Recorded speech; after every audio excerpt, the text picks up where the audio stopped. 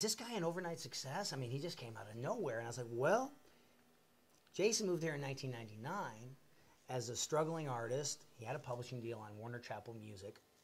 And my bass player friend, Tully Kennedy, that I work with every day, was friends with Jason and said, hey, man, this guy is great. He's got a lot of potential. He needs a drummer. I'm putting a band together for him. So it was Kurt and Tully and me. They added me into the mix.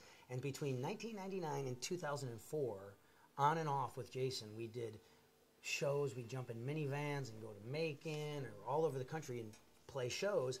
And we also did all of his demos, publishing demos for Warner Chappell Music. And then in 2004, Broken Bow Records signed him, and his producer, Michael Knox, championed us because we had been there the whole time. And that's a lesson in people being accountable to each other and championing each other and being, what's the word I'm thinking of? Loyal. Yeah. Loyalty, friendship.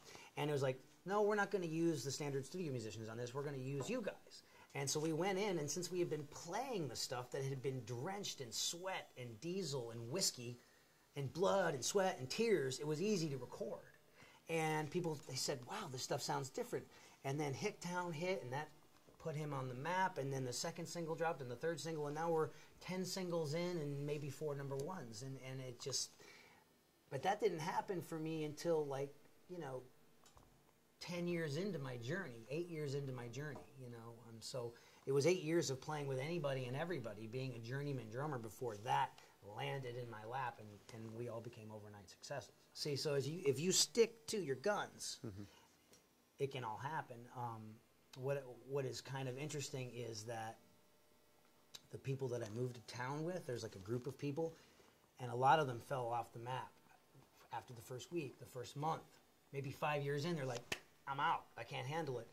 But you have to stay on track, because if you quit, you're back at the end of the line.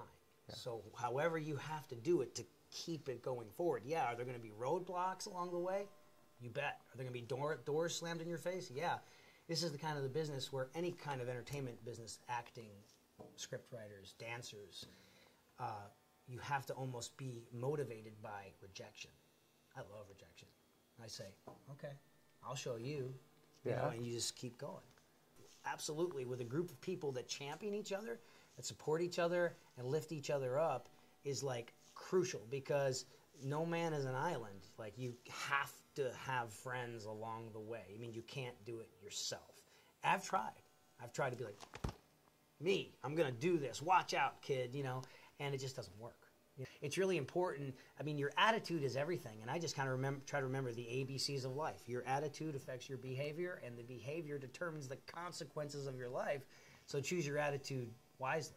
And what I've learned is that most people would rather have a good musician on the tour bus with an amazing attitude, who's a team player and who's a people person, than an amazing musician that kind of just huddles in the corner and is difficult to work with. It's almost like success in the business is really about your attitude. And if I go to a recording session and I show up on ahead of time and my drums are sounding great and I got my cup of coffee and I'm ready to go and my mental attitude is in the plus and there's a smile on my face, people pick up on that stuff, right? If you go to co-write, some guy comes dragging in like, well, you got any ideas? No, man, I was up late. No, it's not. Like, don't waste my time.